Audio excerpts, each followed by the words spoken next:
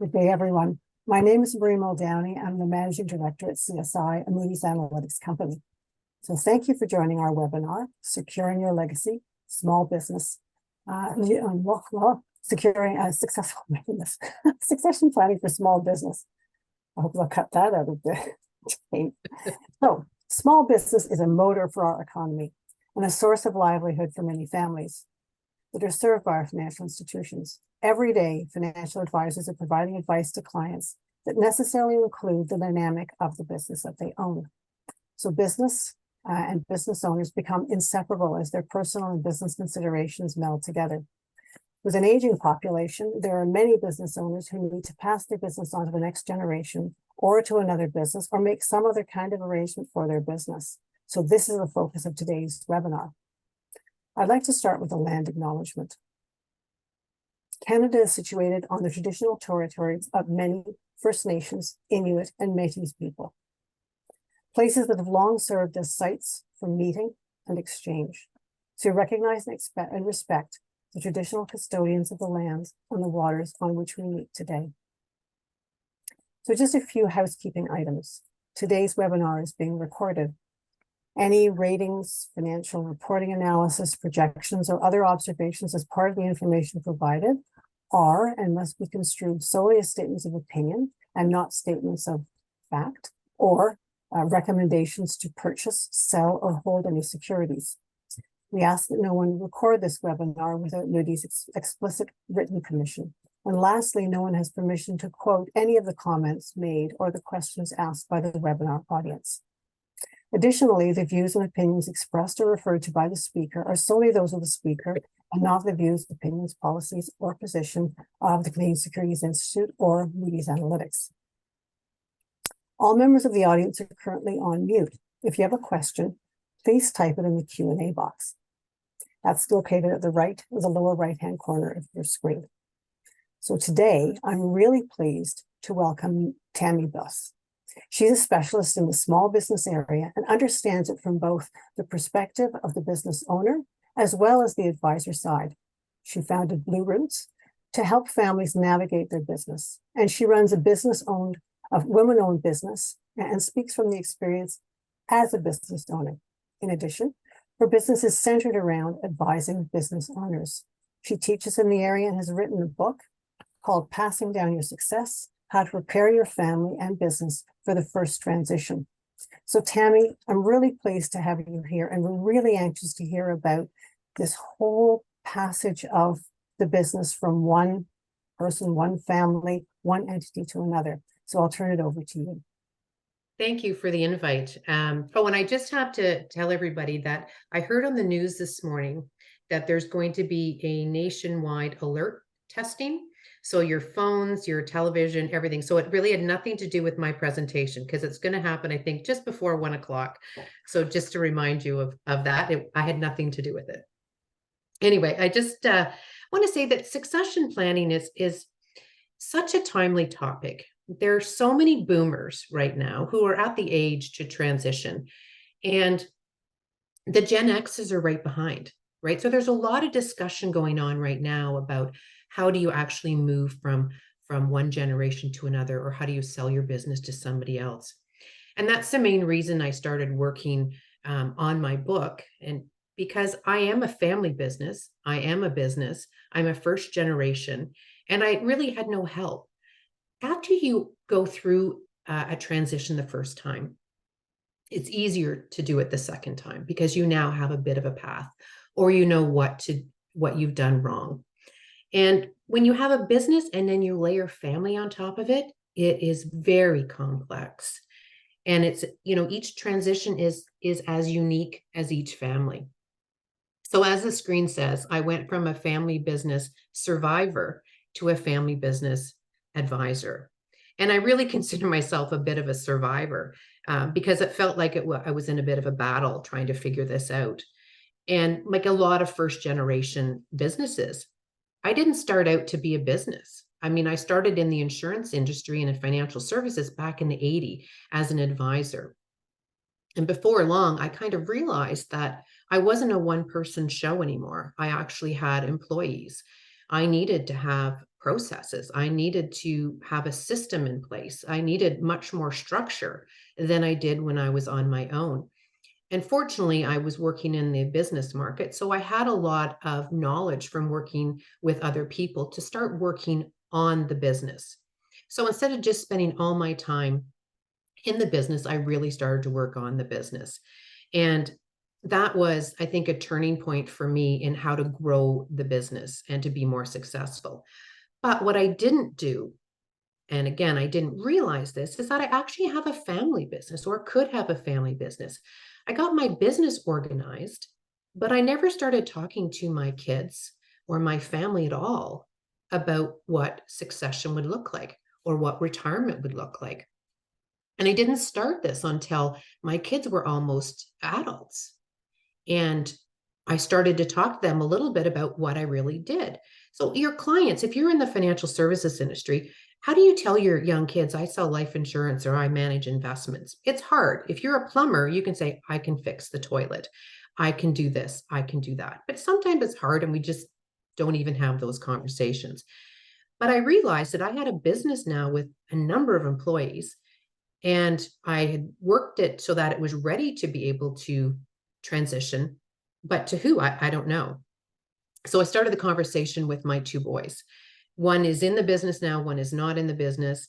And I tell you, it was a scramble to try to let them know what I did and is there an opportunity for them. So I say it's a battle because it's still a battle now with one not in the business and one in the business. So it's a continuation. So I did do a successful transition, partial transition.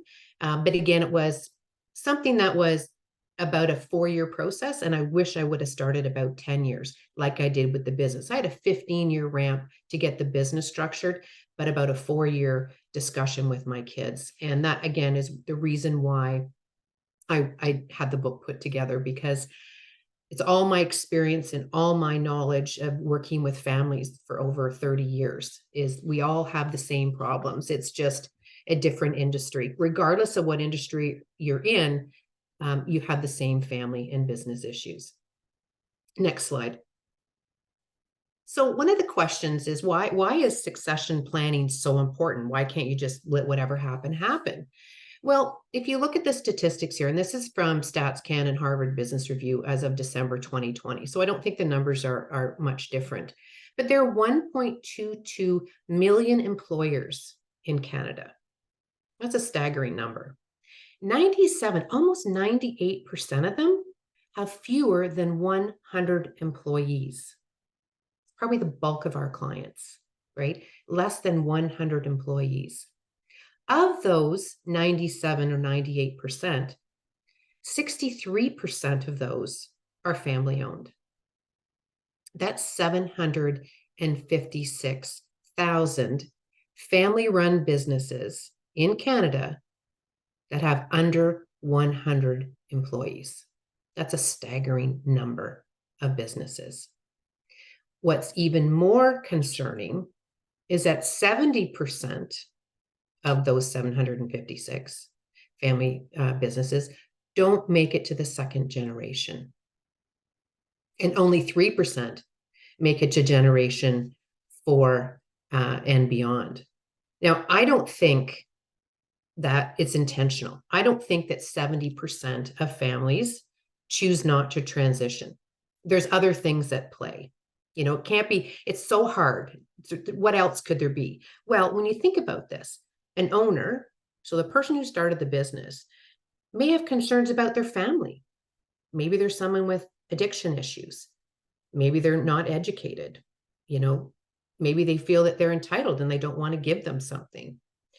You know, or a couple of big things are mortality. A lot of people don't like to think about their mortality because when you transition or have a succession, is you're giving up something. It's generally because you're getting to a point where it's time to retire, or maybe the succession is forced because of a death or an illness.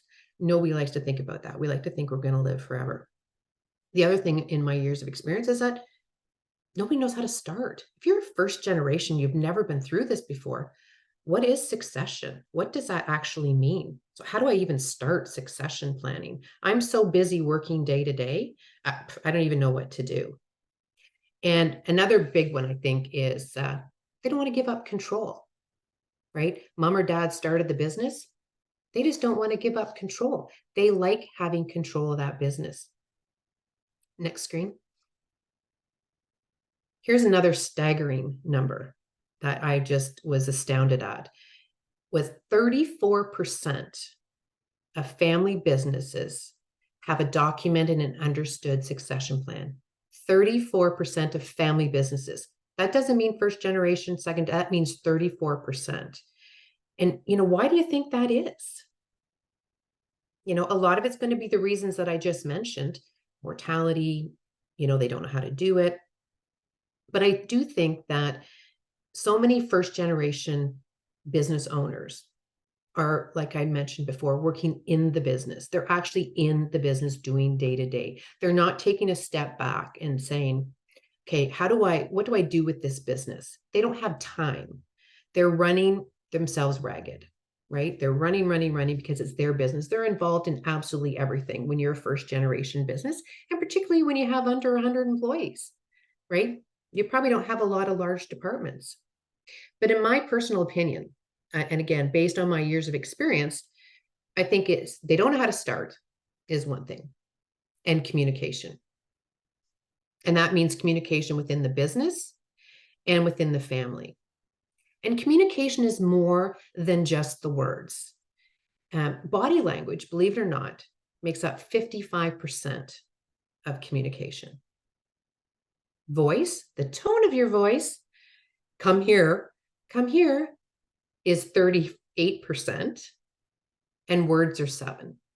Now, if you stand there with your hands on your hip and you yell out your child's name in a screaming voice, all you're saying is the name. It's the rest that really have that impact, right? So communication is in many, many forms, and they might be intimidated by the communication because of the body language or because of the words we use. And we'll talk a little bit more about communication in a bit, but just to know that when I talk about communication, I'm not talking about just the words. It's a very small percentage. When they talk about first impressions, that's a lot of it, right? It's body language, it's voice. Words are very minor. Next slide. So let's talk about what is succession. There's a lot of different definitions of succession. And there's many ways to transition or have a succession plan in place, other than shutting down. So, shutting down is one option, but we're really not looking at those. We're talking about how do you transition? So you can transition to your family. And again, family is not just your children. Family could be your brothers, could be your aunts and uncles, could be your nephews and nieces. It depends. Did you start your business originally with your brother? Or was it passed to you on the death of somebody? So when you look at transitioning to family, that means that there's some type of connection there somewhere with the family. And again, succession doesn't have to be 100% to the children or to somebody else. It can be a partial. There's a lot of different forms of ownership that can happen within a family transition. We'll talk a little bit about the ownership structure in a bit, but just know that it doesn't mean an all or nothing, right? There's a lot of different forms, and you can have a very long runway. And the longer the runway, the easier and smoother it is to have a successful transition. The second way is selling to employees. And I have heard, and I don't have any statistics on me, but I have heard that the success rate for transitioning to employees is a little higher than going to your family. And I think part of that is because, again, you're layering a business and family, and you don't talk to or treat your family the same way you do strangers. Like, think about that. You have a fight with somebody in the office, and that happens to be your child or your parent, and you have to go home, you have to deal with them on an ongoing basis. I have a fight with somebody in my office that I'm not related to. I can go home and I don't have to worry about it. We break up, I never have to see them again. There's a lot of layers of complexity. So I can see how going to employees might be a smoother transition, because you can have more open and honest conversations perhaps with employees than you could with your family, because of all of those, body language and voice and tone and all those things. And then the final one is selling to a competitor or a stranger. And I think that's what we're focused with now, particularly with the boomers at the age we're at, is that we get a lot of people wanting to buy us. If you have a very successful business, companies want to get larger. They want more profitability. And the way to do that is generally by acquisition as opposed to organic growth. So there's a lot of opportunities. But regardless of the way that you want to transition, whether it's with the family, employees, or competitor or stranger, you have to prepare the business and you have to prepare your family. So regardless, so when we're talking transition to families, yes, that's what I specialize in, is transitioning to families, but this applies to every type of business. You have to prepare it for the next move. And next slide, please. So that's great. We've talked about the need for it. We've talked about, who you can transition to, what it means, some of the issues or the reason why it doesn't happen. But okay, well, how would you start to prepare yourself for a transition or to help your clients with the transition? And there's really 4 things that you need to work on. And these are in no particular order. But if you could, that would be along this line. But you're going to move back and forth. Nothing is ever stagnant. It never stays the same. Whatever you decide today, something will happen, whether in the industry with you, could be a COVID, could be the price of your goods and an employee shortage. There's tons of reasons why you struggle and have to regroup, and that's okay. But we're going to talk about each one of these in more detail. And think about this. This is called a succession plan. If you don't have a plan, it's just an idea. Oh, I'd like to do this. I'd like to do that. Those are ideas. That's all great. But if you don't actually have a plan, it's not likely to happen.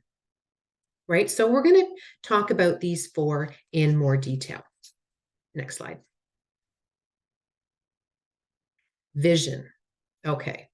So really, when you think about this, you need to have a vision in whatever you choose to do. If you live in Toronto and you want to head to Montreal or you want to head to Florida, you have to have an idea of where you're going. You have to have a roadmap. This is where I'm going. This is what I want to do.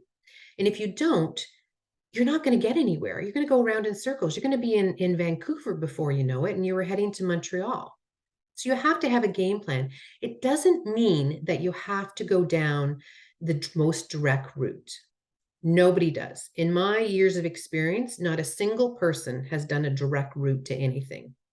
They have taken side trips. There's been an issue that's put them off course. They had to go off and go into this direction. So you're in Windsor and you want to go to Toronto. Well, you might end up in London for a few days. Or you're headed to Ottawa and you might end up in Thunder Bay, right? There's reasons you're going to go around, but ultimately you have a vision of where you want to be.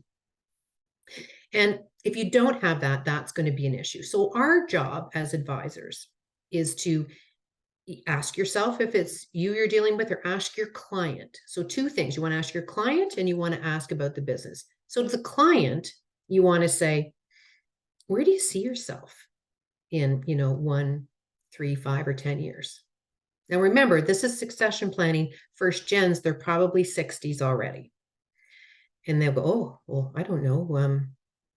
Well, I'd like to take some more time off. I'd like to spend time with the grandkids. Or, I'd really like to golf more. I've been so busy, I haven't had time to golf. Oh, my spouse is retired and I'm never home long enough. I'd like to do that. Or, what? I don't see myself doing anything. I don't see changing anything. I'm happy the way things are. I'm just going to continue to work till I'm dead. And that's okay, because you know what? They probably haven't thought about it. But our role is to get them thinking. If you want to have a successful succession, you have to start to think of, where do you want to be? And again, I can go very deep into the weeds on this, but I'm going to stop at that point and move on to the business side, which is ask them, where do you see your business? What's the vision? What can you visualize in your business in 6 months or a year or 10 years? Is this something that you want to have as a legacy?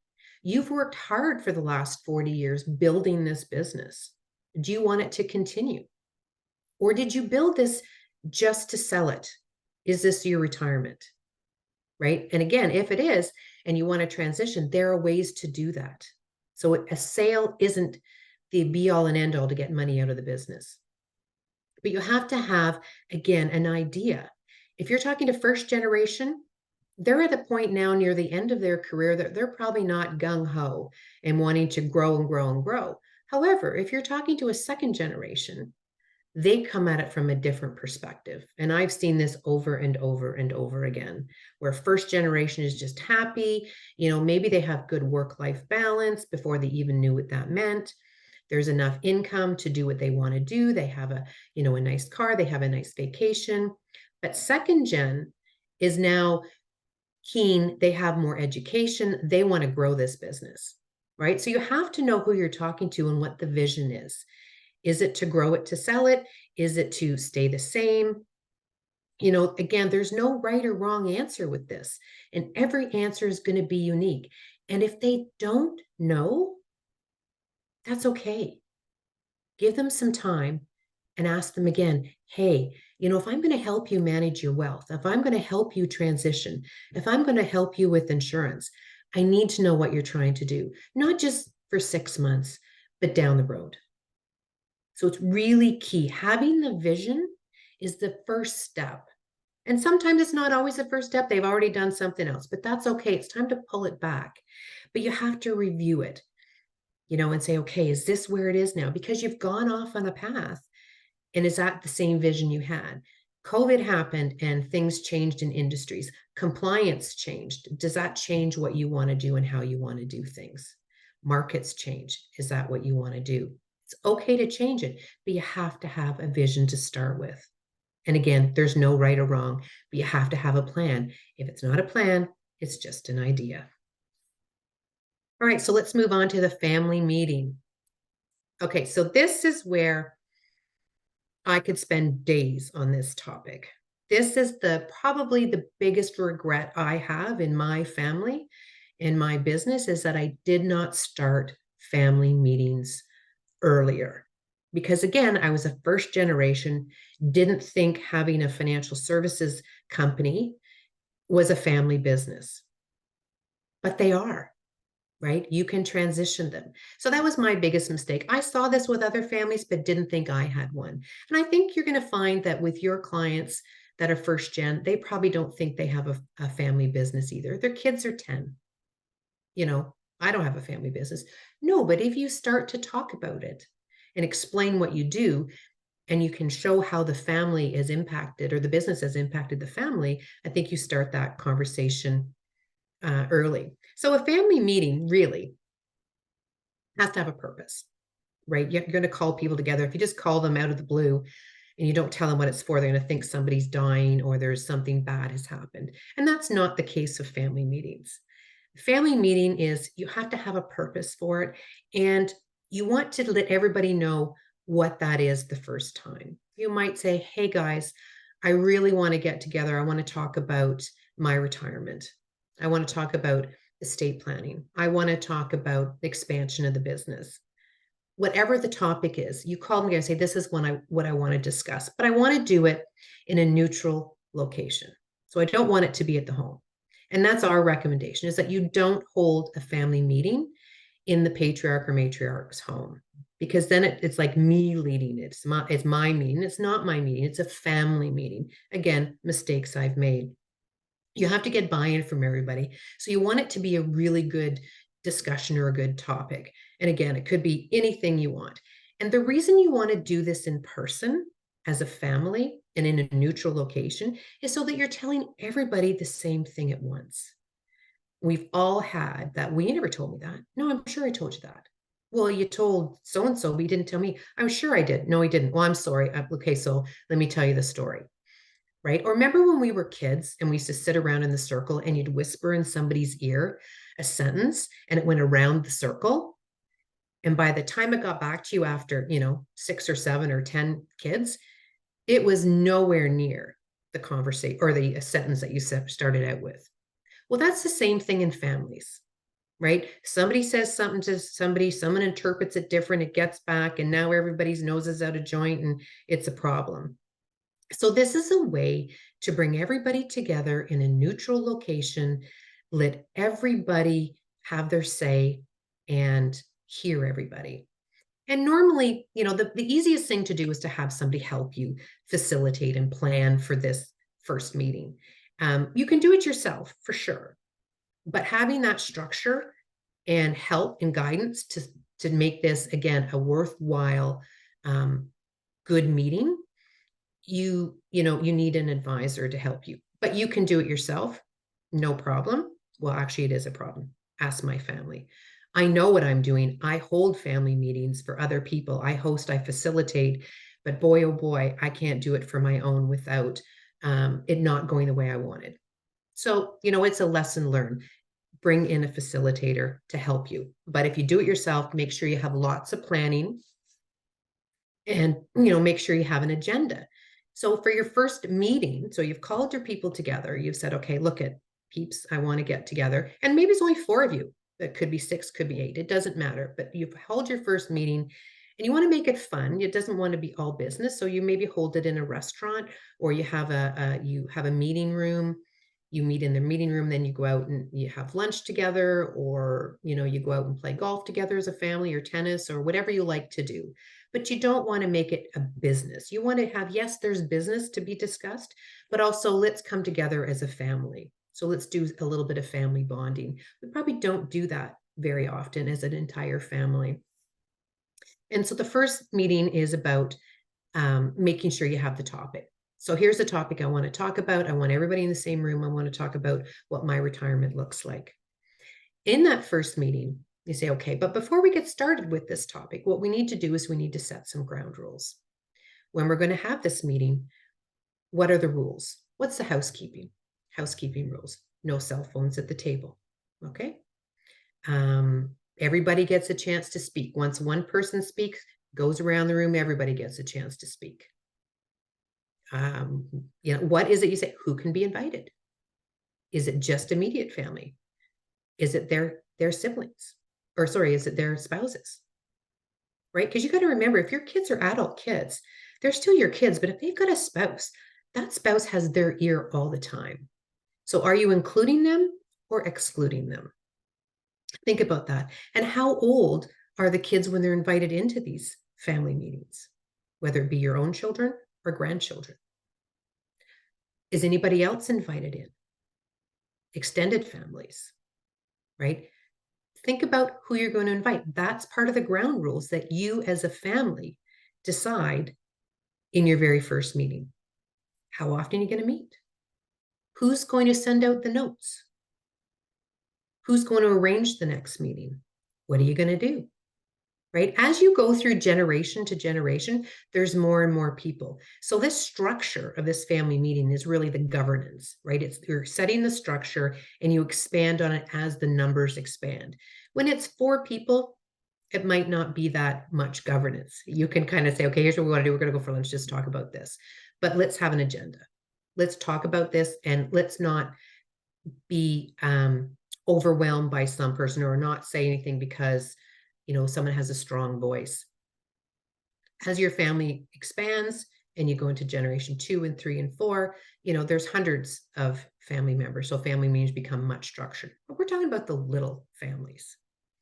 And so the thing, again, to make sure, if you're the one who's driving this meeting, is to make sure you're listening twice as much as you're speaking, right? 2 ears, 1 mouth. Always told that as a kid. Anyway, I just want to give you a couple of samples of family meetings that I've had on very small family meetings. We're talking 5 or 6 people at a meeting. Are things like, well, I don't really understand what the business does, right? Can you explain that to me? Like, I'm proud of my family business. And I say, yeah, I'm part of that family, but I don't really know all you do.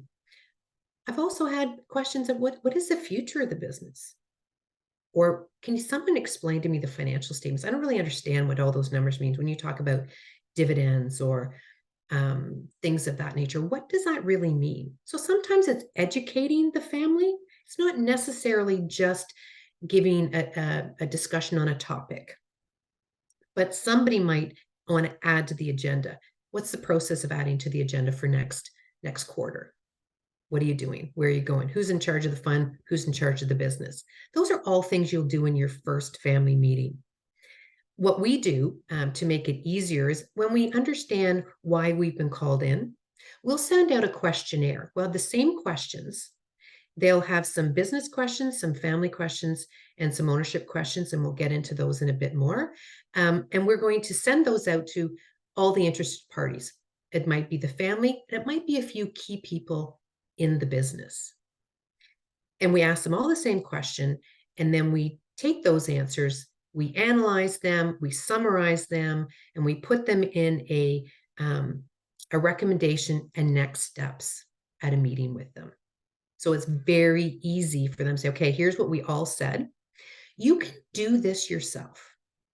You can say, these are the questions I want answers to, and send those questions out, but have your family bring them to the meeting. Because if you have them go to you, who've organized it, they will answer the questions based on how you think they should answer them. And that's why, as a third party collecting them, people are free. We usually call them and talk to them, and we write that down, and we get a really good sense of where they're coming from. It could be things like, if we're asking, there's a couple of family members in a business, and we're asking a leader in the business about leadership. They may say, I don't really know who's in charge. I have no idea what's going to happen when something happens to dad. Like, there's no structure in place. Or you might find from one of the siblings, well, I'm not in the business because I was never asked to be in a business. This is a blue collar business, and I'm a girl. I was never asked to come into the plumbing business or the contracting business, right? And this again was, that generation. Remember, I'm the boomer generation. We didn't talk about those things. So there's a lot of things that can come out. And most of the issues are around the fact that, that lack of communication, or being able to talk to or invite other families in. But again, you can do this. Just be very mindful not to have the answers coming back to you. Have them come to the meeting, and then as each question is asked, everybody gets a turn to answer. And you probably won't get through everything in the first meeting, because you don't want it to be 2 days long. Maybe later on you do. You want to have your family meeting in Costa Rica or something. But right now we're probably going to just have a couple of hours and try and get this started and get the process. The more and more you have family meetings, the more valuable they become, and more information gets transpired or passed on. So, and again, when we talked about communication earlier, that's the biggest issue that I've seen in my years of experience, is that it's the lack of it, because it's hard. It's hard to communicate. And again, when you have the arms crossed and you have the eye roll and all, you just don't even want to talk, or someone's very loud, or someone doesn't allow you a chance to speak. It's like, well, why bother? They're going to do it their way anyway. That's the biggest issue. So a family meeting can help that, so that there's not one leader. Everybody's equal and felt heard and in a very safe environment. One of the things that we did do, we did in our company about 13 years ago, is we started to run a couple of assessment tools. And these assessment tools help open up the lines of communication, and to allow people to be themselves, be their best version of themselves, and understand how each other communicate and what you can expect when something happens. So how people react. And what we've decided to do in the last number of years is to do that with our families first. I've sat in meetings where I am in the middle, and I have 2 family members on each side dealing with their accountant or their lawyer. And I'm there as the buffer, because they can't talk to each other. One doesn't speak and the other talks too much. The one who talks too much says, well, I got to talk because he never speaks. And the one who doesn't speak says, well, I never get a chance to speak, so I'm not going to speak. But here's my opinion. So I am there as a mediator and the facilitator to say, what is your opinion on this? How does that impact you?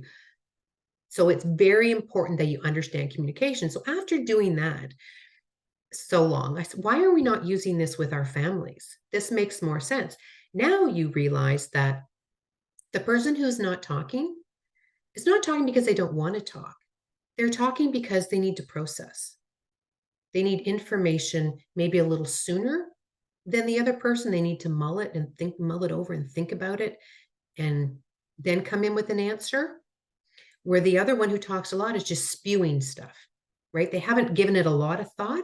So, how to compromise, and what you learn with using these assessment tools is how to compromise. Okay, I like it, bullet point. I like a lot of detail. Okay, how do we work together?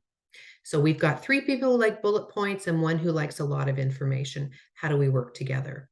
And these assessments will help you learn how to work together, whether it be in the business or in the family. And when you have a stronger family, you end up with a stronger business, right? So think about that. This can avoid those questions or the miscommunication that, well, I was never asked to come into the family business, because maybe they're the quiet one and not saying, well, I'd like to work for you. Instead of going, well, I've never really been asked, so I guess I'll go off and do my own thing over here, which is kind of what happens, in any family business. And in my case, I just waited too long to have those conversations with my kids. And one is now in the Navy and is committed for another 7 years. So he can't come back for at least 7 years, but he's interested. The more conversations we have, the more family meetings we have, he understands the opportunities, right? So this is, again, it's learned by, example. So anyway, I want to finish up because, again, as I mentioned, I can go through this forever in a day. But the very first family meeting's purpose is to discuss what's on your mind or what your issue is. It doesn't have to be negative, it can be positive. I want to retire. I want a successor. What is that? So you're going to gather them together with the reason. Tell them this is why we're going off site. We want to talk about this. Set the agenda, get everybody on the same page. Everybody's on the same page. So it's not like, well, you didn't tell me. No, we had that at the meeting. Oh, and here's the notes, right? Here's our to-do list. And to show value so that the family will want to continue. So they can feel part of the family and part of the family business, even if they're not in the day-to-day operations. So remember the takeaways for family meetings: listen twice as much as you speak. Don't judge or jump to conclusions. Let everybody speak freely. And I know it's hard. It's very hard for me. I bite my tongue a lot, but I've learned over the years that you have to allow everybody to have their say and be heard. That's the biggest thing, is to be heard, to be asked and be heard. All right, let's move on to the 3-circle model. Okay, this is another one that I could go into forever and ever and ever. But this 3-circle model was sort of my aha moment years ago. And I knew about it, but didn't know about it because I was constantly asked questions that when I realized what the 3-circle model was, I went, oh yeah, that totally makes sense. So with the 3-circle model, there's 3 different circles, as you can see, basic Venn diagram: family, business, and ownership. And when you have those 3 perspectives, or those 3 circles have completely different perspectives, and then of course you layer one on top of the other, it's even a different perspective. And what's really important is to be able to communicate between those 3 circles. So the direction is generally starting with, the family. That's kind of the very first thing. And the green circle is the family only. So think about that. There are people who are just family members. They're not business. They're not ownership. They could be your children. They could be your son and daughter-in-law. They could be your niece, your nephew, whoever is included in your family dynamics. So the family circle. Then you have the business circle, the second area. Business circle is people who work in the business. That's the business component. Employees. And the ownership. Okay, that's people who own the business. But you can see as they overlap the change in dynamics. So if you have a family member who is not in the business at all, and you have a family member who is number 5, they're family and in the business, like in my case. So I've got a son who's not in the business and one who's in the business. So my son is a 5. Actually, my son is now a little bit more than that. But when he was a 5, the issue is he gets perks from the business because of his role. He's a paid employee. He gets paid to do a role within the company. He's also a family member. So maybe he gets a car because his role requires a car. That doesn't mean that my other son gets a car because he's not employed in the business. So if the Navy gave my son a car, does that mean that his brother should get a car? No. So you have to understand the perspective because the family controls really all of it. They're the ones who drive what the family really needs from the business, right? Ownership, again, on the first generation is going to be number 7. They're going to sit in the middle. They got all sorts of perspectives. When they come at it, it's like, what perspective are you coming at it from?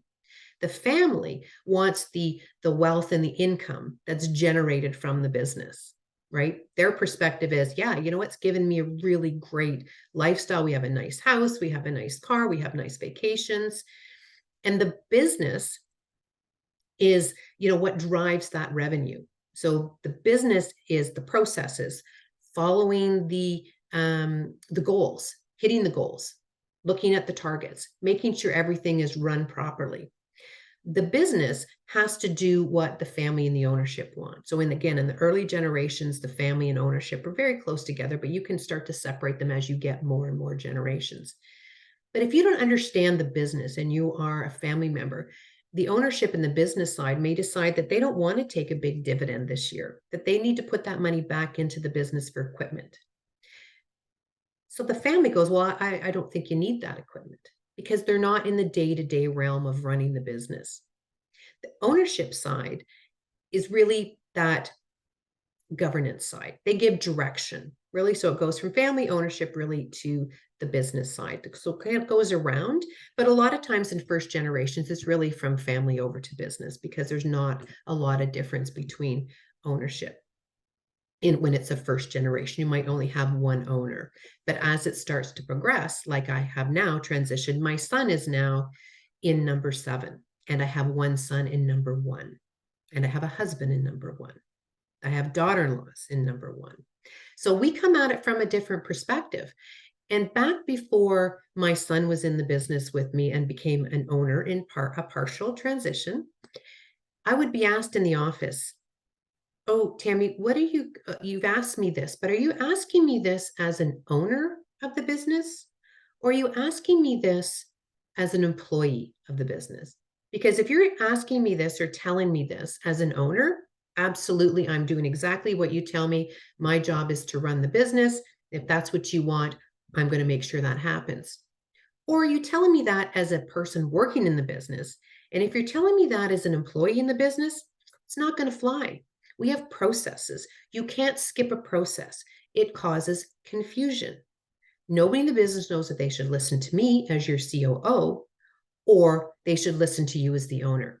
So you have to be very mindful of where you sit in the circle when you're asking for something. Because if you are the owner, everybody in the company will do what you want, which could circumvent everything you've put in place. So understanding that circle was a big aha moment for me, but we'd been using that "what hat are you wearing" for years. I didn't realize there was a model that was designed around that. And this model's from back in the 70s. This is from a couple of Harvard profs who did this back in, I think, 1971. So it's been around for a long time, and most businesses who are probably past first generation understand that. And that is our job, is to help educate our clients or ourselves on the different perspectives, the different structures. When you get to ownership, again, there's different types of ownerships. When you have a client who's having an issue trying to give up because this is their legacy, that's all they've done for 40 years, they don't have to give up full ownership. In the case of first generations, there's probably 3 structures. There's about 7 different ownership structures, but 3 that are probably the most prevalent. And they are, one is an operating owner. And that's a person who is an owner who actually is in the business day to day, right? That's going to be the bulk of your clients and who you are. But then there's a governing owner. So a governing owner says, yeah, you know what? I'm going to help and lead and mentor. I'm going to be that person who I don't have a job day to day. I'm not paid a salary in the business, but I'm going to guide this business. I'm still going to maintain ownership or some form of ownership, but I'm going to help you. That's where you start to get boards and advisory teams and things like that. But again, if it's just one dad or mom and a couple of kids, you're just giving guidance. You think of it as the mentor. And then the other level is really just a passive owner, where you're just not ready to give up, you know, the shares completely. You still want to be involved. Yes, I still own that company. You know, wherever you are, you want to be the figurehead. You can do that, but you're really not giving any guidance anymore. You're just taking your dividend and saying you're an owner. You're very proud of what you built. You just aren't ready to give it up. So these are the conversations that you want to have with your clients to get them thinking about this. Not when they're 60 and ready to transition, but when they're 40. And that's when you get a really nice, good, long runway and have a really good, smooth transition to whatever that's going to be. And hopefully we can change that number from only 30% transitioning to a little higher than that, because it's really just a shame. All right, next screen. Last thing, action plan. All right, that's great. You told me how to run a family meeting. I know how to transition. I know some ownerships, know about communication. But what do you do? Well, again, you have to have a plan. If you don't have a plan, it's just an idea.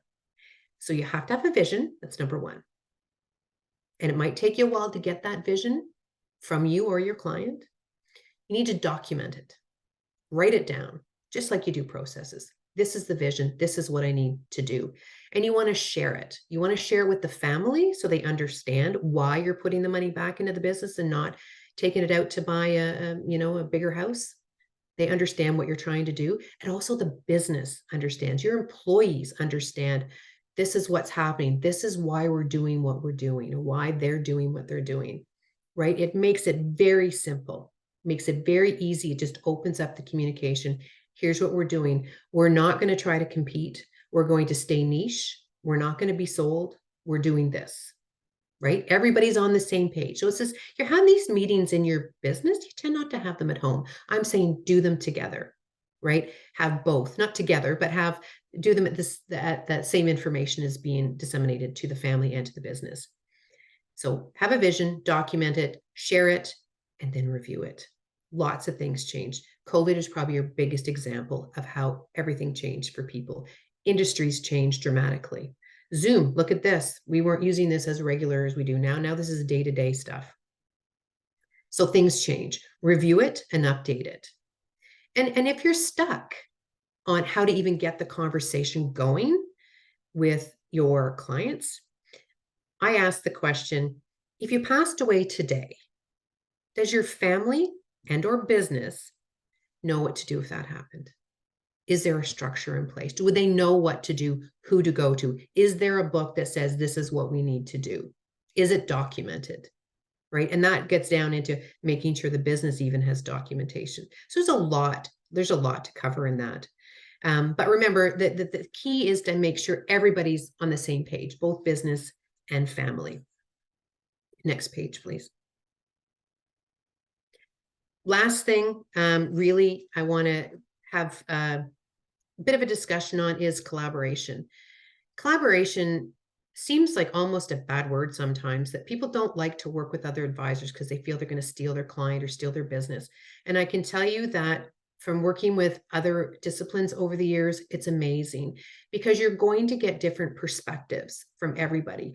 If you're only dealing with just an accountant or just a lawyer, they're getting the information. Your client is getting the information from that lane, just from the accounting lane. And you're going to have, what you do legally isn't necessarily going to be the best thing tax-wise. So what you do tax-wise, you might give up some control, the wealth. Okay, if we do this, we might not get more return. Oh, there's too much risk. Well, I don't know if we need term or permanent. You really, really need to come together. Don't ever be afraid to reach out to your clients' other advisors, of course, with their permission, to help build the plan, to get that documented, or to execute it. It's so important that you work together. If you don't have or feel comfortable, have your own people that you can talk to. You probably have an accountant or lawyer. Build a group and say, okay, I've got this situation. Is there another solution you see here? I had this just the other day. I'm a TEP and I was walking around with another TEP and had a question on a client. I said, oh, this has happened. And they said, oh, have you thought of this? And went, oh, great point. So collaboration is super, super important. Don't be an island. And last screen. So all I want to say in closing, I'm sorry if I've gone a little bit over, is that again, most first generation businesses don't even know they have a family business. What we want to do is to get them to work a little more on the business rather than in the business. And we need to all work together to keep family businesses in the family. So thank you. I hope that was a little bit useful. You got a couple of nuggets in there that you can use. That was terrific, Tammy. Really, really interesting, and lots of points of view. I think both from the business owner point of view, as you've lived that in your family, but also, just thinking about as the advisors here think about the people they're advising.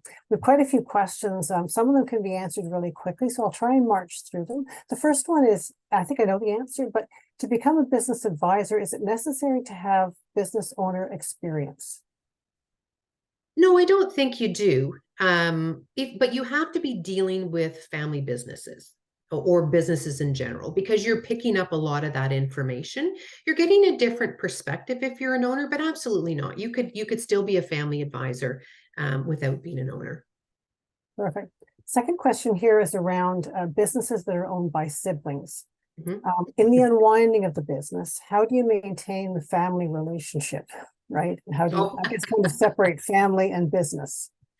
Well, again, it leads back to having those family meetings and being on the same page, because the second generation is where, as you notice, it went from 30% down to 4 by third generation, fourth generation. It's a huge disconnect. And I think a lot of that is due to the lack of communication. And I think that's that same page meeting and having family meetings and making sure you can maintain that relationship. Because again, I think what happens is people are just on two different pages, and coming together is amazing. I have lots of success stories with siblings working together. But again, it's more about the communication, not about the arms and the eye roll. It's about really understanding each other. And the assessment tools are amazing to help that relationship, both in the family and in the business. Okay. And how do you handle, or do you have any tips for a situation where the business owner is like never talks? So the next generation has no idea what will happen. Mhm. Sometimes it can be cultural, right? In some cultures, you just don't talk about money. You don't share your money situation. And so this dynamic kind of impedes the smooth transition of the business. Well, we grew up with no talk about sex, money, politics, or religion. I mean, that was the big 4 no-nos. And so what's happened is the first generation, which is the boomers, which is, my area, my age group, is we didn't talk about those things. So there's a real disconnect in communication. But second generation generally want to start that conversation. So a lot of times I'm brought in by a second gen who says, I can't get mom or dad to talk. Can you help me? And so that's when we start with those questions. We try to bring them together. And it's constantly like that. This is not an unusual thing. You have to start with, okay, what is the biggest issue? What is the biggest thing you would like to get an answer or decision or direction on? And I can tell you that it's not overnight. I had just that situation about 3-4 years ago, and it took about 4 years, 4 years, 4 years to actually get the communication open that they're freely talking. It's not easy. You can move the pendulum along, like you can move it and move it and move it, but it's not going to be overnight. But it takes some time and some dedication from both. But generally, it's the second gen, because first gens won't come and ask for the help. It's the next generation who can see the potential in the business that want to open up those conversations. And you really have to understand the other party as well, so that you can work with them slowly and gradually to open up communication. Okay. So it really speaks to the importance of when you're dealing with a business, getting to know more than just the owners or the one person you're dealing with, but rather get to know the family, get to know the siblings, get to know who else is involved in the family, maybe meet some of the employees who also may be family members, so that you can So Mhm. that It's the dynamic there. big. It's big, right? And understand it. So an example of, having siblings and how that talking, non-talking works. I have one of my kids who doesn't talk Hmm. and he never says anything. And you think he's never engaged. Like he's not engaged. He doesn't care. But in fact, he is. But he needs time to process. So don't demand an answer. Don't demand he get into this conversation. So over the number of years, I say, hey, listen, I want to chat about blah, blah, blah. Let's set a time next week to talk about it. I'll send you a couple of points and they get an opportunity to think about it so that they can come and engage because they're constantly thinking. You can see the wheels turning, but they're not going to say anything. Their eyes they're going back and forth. They're like, okay, what's this? I'm thinking, but they're not ready to answer yet because they haven't processed it. Mhm. We process things differently. And that's where, again, those assessments helping that. If I didn't know that about him, I just think he was never engaged. I'm like, well, no point talking to him. He never answers me. Right. Which Right. is why some children don't think they're involved in they should be involved in the business because they've never been asked. Yeah, makes Never sense. been asked. Yeah. Lots of tears in first meetings. Let me tell you. Imagine. So from the advisor side now, I have a question here around how do you prospect business owners? How do you find the business owners that come to get your advice? Well, let me tell you, that's a good question. I've been doing this for 30 plus years, so I have a lot of business owners, and it's generally word of mouth. And the other thing is just to market. I mean, to start a marketing plan and get in front of business owners, different associations, different groups that are business owners, and tell them the value of what you do. It's very difficult for first generation businesses because you can't just call them. They don't really know that they need help. But if they're part of a group that you belong to or you're very comfortable with, whether it be, you know, doctors, dentists, lawyers, plumbers, electricians, you name it, and you get in front of them, you can tell a little bit about what you do and start a marketing campaign. And that's the only way, or referrals. It takes a long time to get in, but once you're in, or you'll go and work with a firm that does that. So sort of an angle question here, a bit of a different angle. Can you speak to the impact of an insurance policy purchased by the business and the impact on the sale and that kind of thing? And does that affect the family as well? Are you looking, is the question about insurance that's like a key person, or are we talking as a buy sell? So in insurance, what you don't probably want to do is you don't want to have your insurance policy in the operating company. You probably want to have it outside in a holdco of some sort, which would make it if the company did sell. So if you're transitioning from, one to somebody else, mom wants to keep the policy, or you're selling to another company, it can still be maintained by that holdco. So not having the insurance probably in the operating company, unless it's something like a key person. But if it's meant to be, for a structured buyout, you probably want to have it in a holdco. So there's no issues of transferring it. Okay. Do you have any recommendation on specific assessment tools that can be used to assist with the communications with the family? We've looked at a lot of tools. We use two in particular. We use Kolbe. Kolbe is about how people react in a certain situation, how people do things. What do they lead with? What is their thought process? Like, where do they spend most of their time thinking? And we use another assessment tool called Print, the why of you, and we layer them on top of each other. So the why of you is about your underlying motivations. So what is your underlying motivations? And they don't necessarily align. Your Kolbe and your Print don't necessarily align, but they will at some form. They come together and it's like, wow, this makes so much sense now. Now I understand why they do what they do. A quick example. Do I have another minute? What you do? So for Kolbe, for example, if you have someone who's what's called a fact finder, they're the people who kind of look to the past. So if you're, in a conversation at work or at home, and you say, "Oh, let's do this," or "Let's try this," and they say, "Oh, we've done that before. It never works." Right? They're looking to the past, or I don't think that's a good idea. They have to go do research. They look to the past. They need research. They need stuff to back up what they're saying. And when they come back with a recommendation, if they ever get one, because they might be caught in the weeds, it's really good and researched. Where you have somebody else in your family who comes up with all these great ideas. They're like, They lead the family, it's their way or the highway, and there's nothing you can do about it. Well, they're probably a quick start. They might not follow through or get anything done, or they didn't really research it. They just said, let's do it, and maybe did it or not, but they got tons of ideas. You go, okay, well, we need a combination of all those to really make it work. And what is the underlying reason that you're doing this? Right? Like, it's really about those two. There's lots of personality tests. These two that we use are not personality tests. They're Okay. fun. The personality tests are fun. These are very useful. They're really useful both in your family and in your business. Listen, thank you very much, Tammy. We've hit the top of the hour here, and it's time to conclude our event. You've really given us a lot of good advice and good insight. I'm sure there'll be follow-up topics here because it's a very, very deep area. There's lots to say. For those in the audience, if you have additional questions, please email designations@csi.ca. We will be producing a recording of the event, and it will be available in the coming days. We'll be sending that out.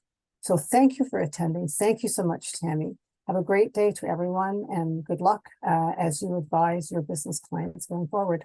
Thank you so much, everyone. Thank you.